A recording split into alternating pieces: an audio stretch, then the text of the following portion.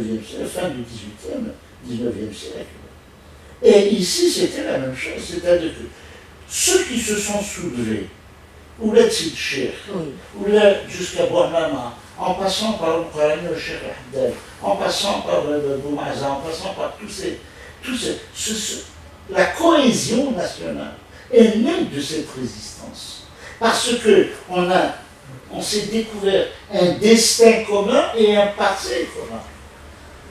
Et c'est cela qui a ensuite enrichi considérablement enrichi la philosophie politique des Algériens qui reposait essentiellement sur la liberté. Et en arabe, ça a un sens beaucoup plus profond, beaucoup d'istiqlal. Il y a cette chose, mais l'istiqlal, c'est l'indépendance, c'est-à-dire ne dépendre de personne, parce que ça répondait à une situation, parce que nous étions dans une situation de dépendance. Les Américains, et quand ils ont fait leur guerre contre les Anglais, c'était l'indépendance vis-à-vis de, alors que c'était la même nation, le même pays, l'Angleterre, l'Irlande. C'était l'indépendance, c'est cette idée d'indépendance qui est née. Et 1945, c'est-à-dire, on dit que les Algériens ont payé. Oui, ils ont payé, mais il faut considérer que c'est le colonialisme qui nous a fait payer.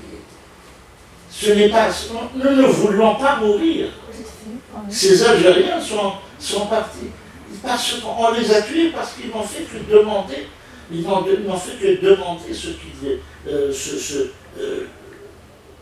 ce qu'ils étaient avant 1830.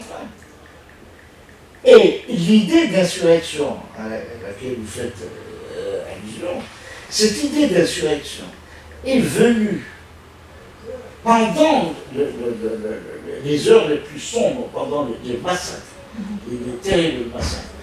Cette idée-là est venue et c'était pour essayer d'alléger un petit peu, d'attirer l'attention de l'armée, parce qu'il y avait deux grands pôles. Le pôle, c'est Tif Kerata. La répression est une répression de l'armée, de la police, de la gendarmerie.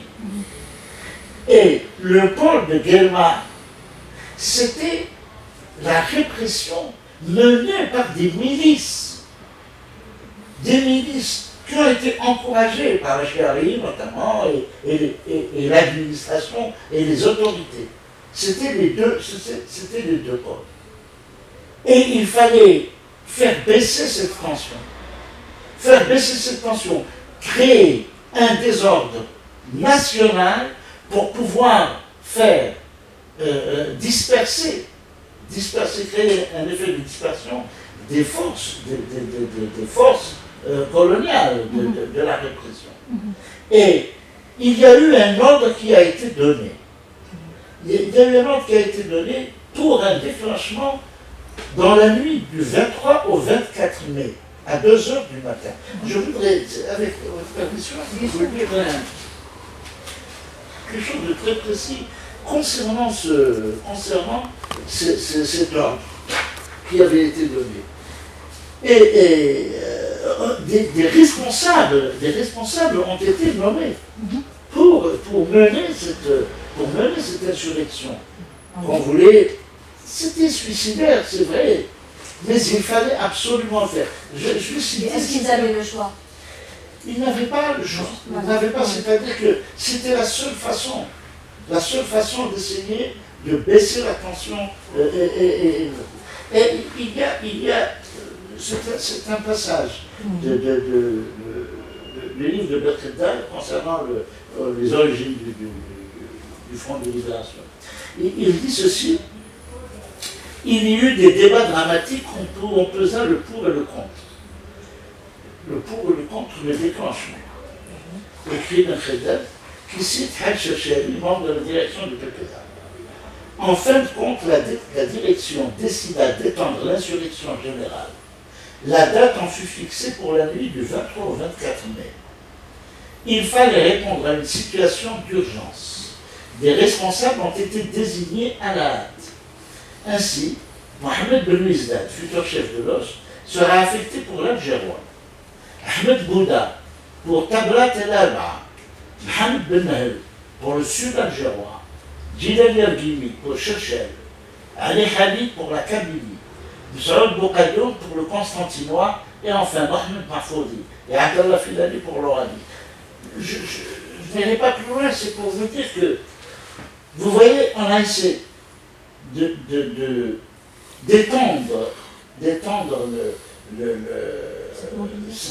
cette mobilisation pour pouvoir baisser l'intensité sur les régions Sétif, Guelma et Kerata.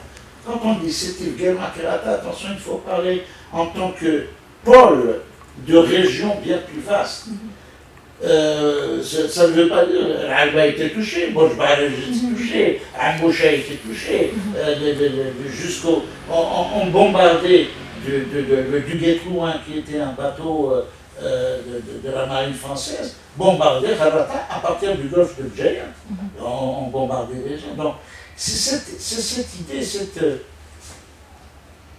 idée de généralisation, d'importance du mouvement qui fait penser effectivement, après coup, bien entendu, après coup, qui fait penser à l'insurrection de 1954. Il y avait quand même une véritable organisation, parce que ce que vous avez lu, il y avait... Non, ça c'était des responsabilités de très précises. Ils ont été nommés à la hâte. Oui. Le PPA était organisé clandestinement. Oui. Il y avait des daïras, il y avait des wilayas, et les responsables qui ont été nommés là, qui ont été désignés, c'était déjà des responsables de daïras. Ça ne veut pas dire qu'ils étaient préparés. Ils n'avaient pas d'armes, ils n'étaient pas organisés d'une façon structurelle. Ce n'est qu'après, c'est peut-être 654 qu'il y a eu la création de l'OS. Et l'OS a été créé à partir d'un compromis entre les jeunes qui avaient été recrutés par l'Amine de Bahreïn et les anciens, ce qu'on appelle la garde prétorienne de Messali. Les anciens ont demandé, Messali a demandé la participation aux élections par la création du MTLD, c'est-à-dire la vitrine politique. Mais le PPA demeure comme clandestin, comme cœur battant de la résistance et de la foi indépendantiste, et pouvoir assumer les deux. Les jeunes donc ont créé, c'est comme ça qu'a été créée l'OS, l'organisation spéciale, c'est pas l'organisation secrète, c'est l'organisation spéciale qui a été créée, et elle est née directement de ce qui venait de se passer. C'est-à-dire que envisager la solution militaire, c'est-à-dire la solution de la guerre, de déclencher la guerre, même si ce mot n'a jamais été prononcé. Donc c'est les événements de 8 mai 1945 qui ont généré cette idée-là. Ce n'est pas aussi automatique. Oui. Les choses ne sont pas automatiques en histoire. Ce n'est pas, c'est-à-dire que les idées vont évoluer. L'OS qui a été créé en 1947, va être complètement détricoté. Parce qu'il manque d'expérience, manque de matériel. En plus, c'était une formation paramilitaire. Mais il y avait environ 3500 membres de l'OS, à peu près. On n'a pas des chiffres exacts. Et le coup de filet de 1950 de la police française, attention, quand on parle de police française, c'était pas des rigolos. C'était des polices parmi les plus redoutables du monde, qui étaient ici, la gendarmerie. Vous savez, et puis, il y a un mot en arabe qui dit le qahar. Le qahar. C'est-à-dire que ce mot donne la dimension réelle de la peur que le colonialisme a semée dans ce pays.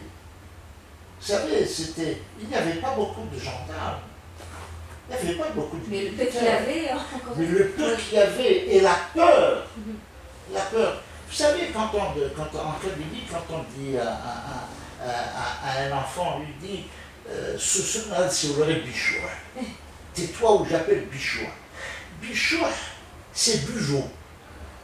Il a été monstruorisé, réalisé, si je peux m'exprimer ainsi, pour dire la peur. C'est une peur qui est rentrée quand même dans la conscience collective, la tradition. Absolument, mais quand M. Apathy, le journaliste français, parle de centaines de radios sur le il n'exagère pas du tout, il est en deçà de la vérité.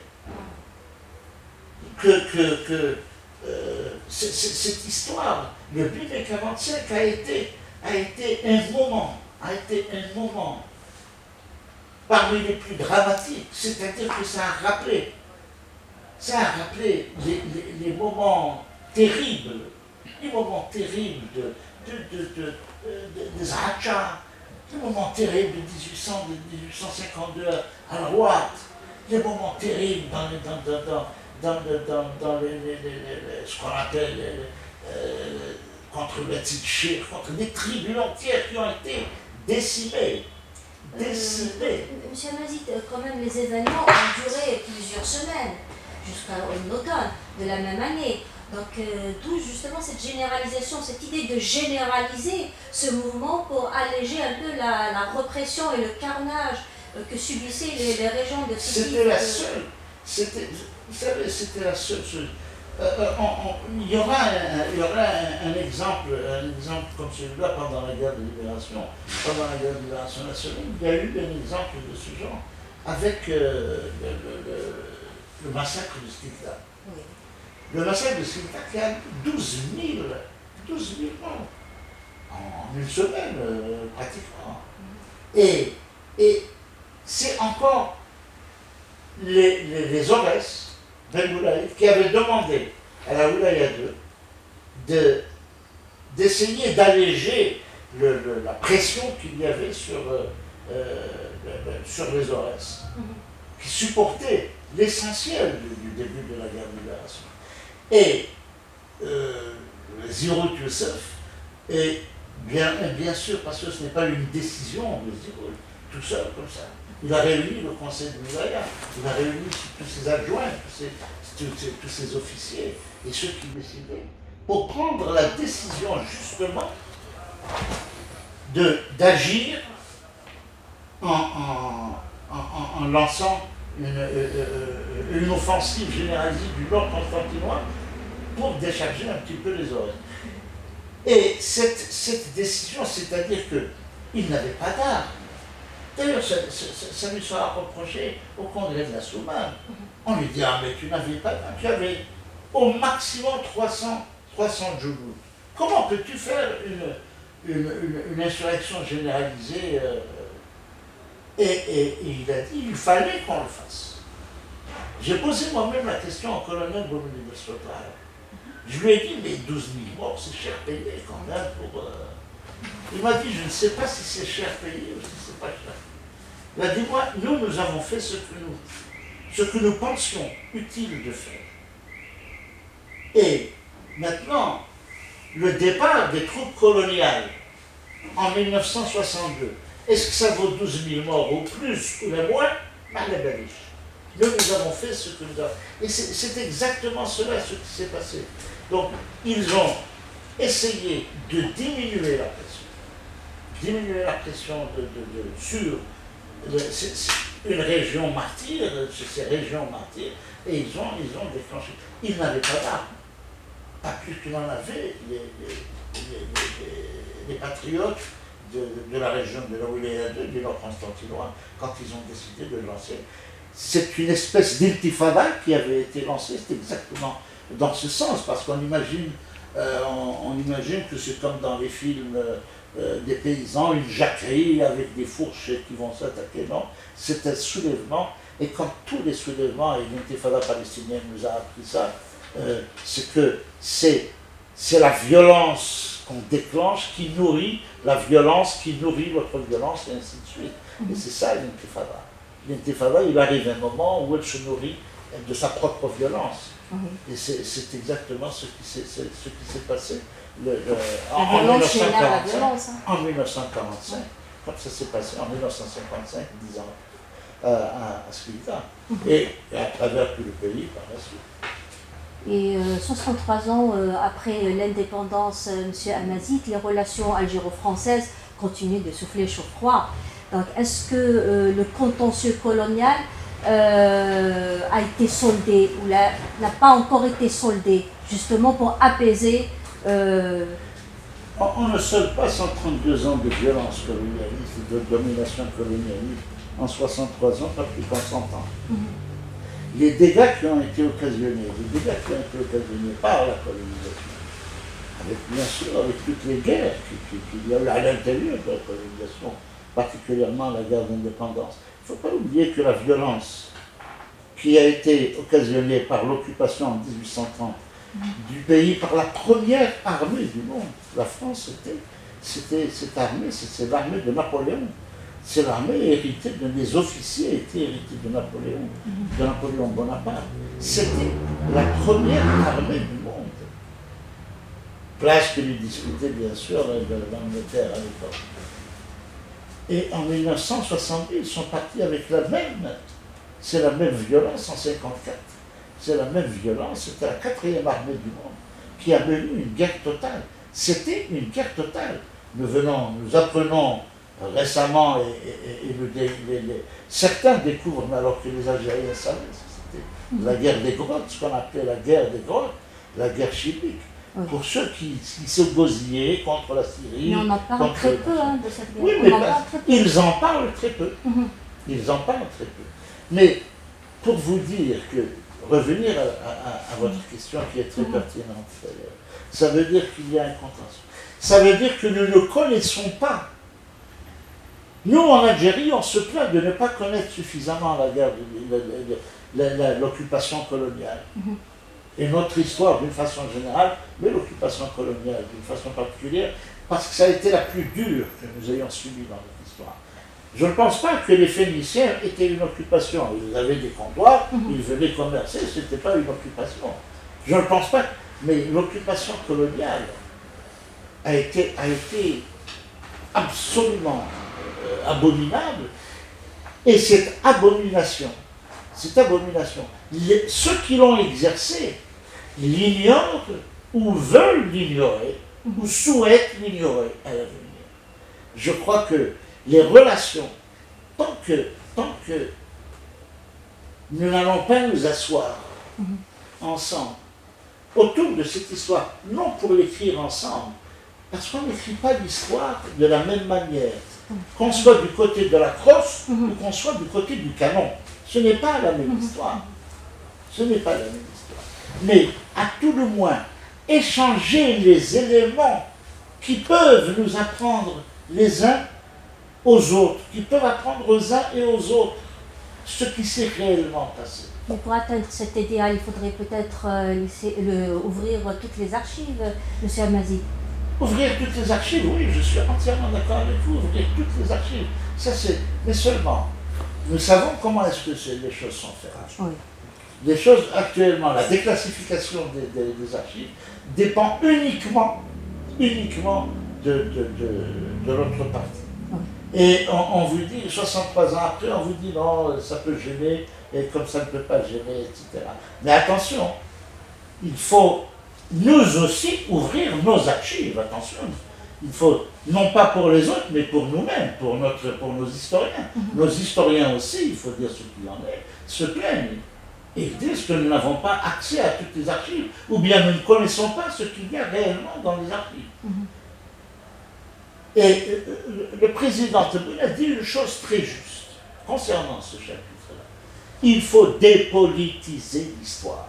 L'histoire est une chose, la politique en est une autre.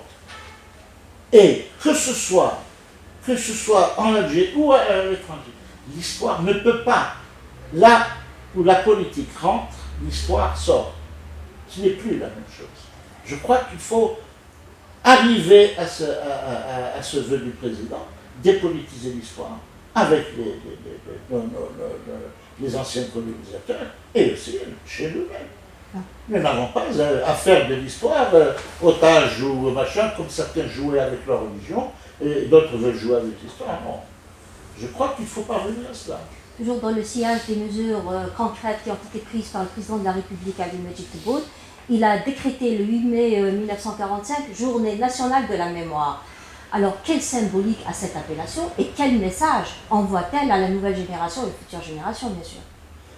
Je crois que voilà quelque chose qui va nous faire avancer aussi, qui peut faire avancer les choses, dans le sens de la connaissance. Mais ceci n'est possible que si nous dotons cette mémoire, si nous la dotons de quelque chose de très important, d'une véritable école algérienne de l'histoire. Il faut qu'on puisse créer notre école algérienne. Il faudrait que nous puissions former des latinistes, des hellénistes, des spécialistes de l'arabe ancien, des spécialistes de l'osmanie, la langue turque. Il faut que nous puissions lire dans le texte. J'ai travaillé sur le projet de l'émir Abdelkader à un certain moment et j'ai lu un texte qui a été fait, c'est une thèse qui a été présentée par un citoyen canadien. Tout ce qu'il y a de canadien, ce n'est pas un Algérien, c'est un Canadien qui a fait un travail sur la colonisation de l'Algérie. Et il reprochait dans la préface de son travail, il reprochait aux Algériens de ne s'être pas suffisamment documentés dans les archives turques sur la colonisation française. Et c'est vrai, parce que quand je lis les livres d'histoire, je retrouve Charles-André Julien, je retrouve Gzell, je retrouve chez Émile Félix Gauthier, je retrouve des historiens. Comme aujourd'hui, je retrouve des Manserons, Olivier Lecourt, Grande Maison, des grands historiens français, heureusement aussi, d'ailleurs que les Français comptent d'excellents historiens et des gens qui vont réellement à la recherche de la vérité, et nous ne pouvons que nous en féliciter et leur rendre hommage et les soutenir dans leur combat. Il y a actuellement en France, les historiens français ont décidé de préparer un travail sur le 80e anniversaire du 8 mai 45. Et ils vont le faire. Et des livres vont sortir. Donc en résumé, l'école a un grand rôle à jouer dans non, cette... je ne dis pas. Je dis qu'il faut créer une école algérienne de l'histoire. En ce sens que ce n'est pas l'école, vous savez, il faut qu'on redéfinisse.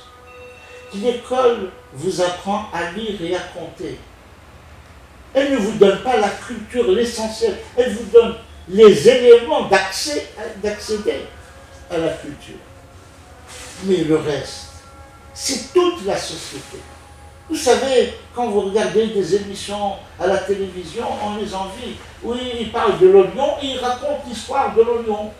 Et ils parlent dans des recettes de cuisine, on vous parle de telle chose et on vous parle de l'histoire, du vêtement, l'histoire de ceci, l'histoire de cela. Tout est lié à l'histoire. Et aujourd'hui, chez nous, pourquoi est-ce qu'il faut que j'aille lire Charles-André Julien pour pouvoir accéder à l'histoire de l'Algérie à l'époque romaine?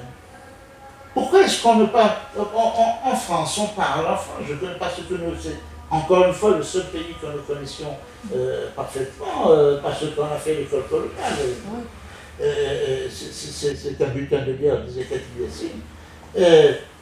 Mais si on va lire l'histoire, on va parler de civilisation gallo-romaine, entre les Gaulois et les Romains. Pourquoi on ne parle pas de civilisation berbéro-romaine? 50 ans seulement, après la création de Timgad, après que Timgad, qui était considéré comme la ville la plus moderne de son temps. un système d'égout, un système de récupération des eaux. C'était extraordinaire. Tiglath est une ville que nous ne connaissons pas, que nos enfants ne connaissent pas. C'était une ville fabuleuse. Et 50 ans après ça, il n'y avait plus de Romains qui habitaient là-bas, c'était tous des Berbères. Tous des Mazérins, des gens de là-bas qui ont acheté ou bien qui ont payé, cette ville était devenue une ville. Ceux qui ont taillé les pierres pour faire le médrassin, ou là pour faire ce qu'on appelle le tombeau de la chrétienne, le tombeau de Cléopâtre Célèbre, ceux qui ont taillé les pierres, ils ne sont pas venus de Rome, ce sont les Algériens qui ont fait ça. Ceux qui ont taillé les pierres pour faire la rue Benvédé, ou la rue d'Islay, ou la rue Michelet, c'était des Algériens. C'était de la sueur d'Algériens. Les carreleurs, ceux qui ont fait les mosaïques, ceux qui ont fait c'était des ouvriers d'ici. Elles ne comptent pas. Ou alors il n'y a que l'architecte et le financier qui comptent. Nous sommes un peuple de bâtisseurs. Et il faut qu'on retrouve ce geste. Et il faut qu'on retrouve, qu'on rende à Jules ce qui appartient à César, qu'on rende aux Algériens, ce qui leur appartient. Et c'est ça, c'est de cela que je parlais quand je dis une école d'histoire qui nous appartienne à nous. Où je n'ai pas besoin je veux lire Salluste, je veux que ce soit un Algérien, formé à l'université algérienne, qui lise le latin, qui connaisse le latin, ou qui connaisse l'osmanie, le turc ancien, pour déchiffrer les lettres qu'envoyait Istanbul au dé d'Algérie. Pour finir, vous avez évoqué le génie, le potentiel algérien. Avez-vous un message à adresser aux jeunes Algériens à la veille de la célébration de ces événements qui ont marqué notre histoire? Les jeunes, comme les plus âgés d'ailleurs, ne posent pas suffisamment de questions. L'histoire, ce n'est pas fait pour être appris par cœur. On interroge l'histoire. Il faut l'interroger pour avoir des réponses. Et j'invite tous ces jeunes à interroger l'histoire de leur pays. Il n'y a pas de honte à dire « je ne sais pas, apprends-moi ». Et surtout lorsqu'il s'agit d'histoire. Et je crois que les choses sont en bonne voie actuellement quand on voit l'intérêt de la jeunesse pour la question historique, et puis on se rend compte de l'importance. Quand vous avez un chef d'État étranger qui vient vous insulter en disant que c'est la France qui a créé l'Algérie, il y a de quoi quand même. Moi, ça me fait honte. Et je suis certain qu'il y a des gens qui, par ignorance, croient que c'est la vérité. Beaucoup croient que c'est la vérité. Et nous avons des voisins qui disent « oui, la France a créé machin ». Enfin, Kassamel a été écrit par Moufdi Zakaria. Ce n'est pas un Français qui a écrit l'hymne national. Monsieur Al-Aziz, je vous remercie infiniment pour toutes ces réponses aussi explicites que productives. Vraiment, c'était un plaisir. Merci infiniment. Merci à vous.